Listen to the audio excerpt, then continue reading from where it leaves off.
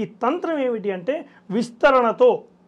విస్తరణ వ్యాప్తితో పరిరక్షించునది, పరిరక్షించబడేది. అంటే ఏ రకంగా?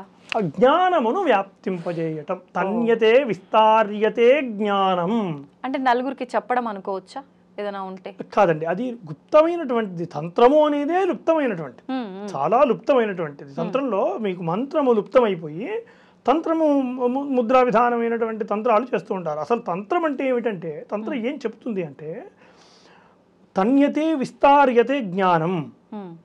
అయితే ఈ విస్తరణను జ్ఞాన విస్తరణ, ఏ జ్ఞానము? ఆత్మజ్ఞాన విస్తరణ చేస్తూ దాన్ని పరిరక్షించేటువంటి వాడు చేసేదే తంత్రము. జ్ఞాన విస్తరణ సాధారణమైన విస్తరణ కాదు, జ్ఞానాన్ని విస్తరింపజేయడం. ఆత్మజ్ఞానం ఏదైతే గూఢమైన జ్ఞానం ఉందో, ఏదైతే సచ్చిదానంద జ్ఞానం ఉన్నదో ఆ జ్ఞానమును విస్తరిస్తూ, విస్తరించినటువంటి జ్ఞానమును త్రాయతే రక్షించబడేటువంటి వాడు ఎల్లవేళ రక్షించబడతాడు.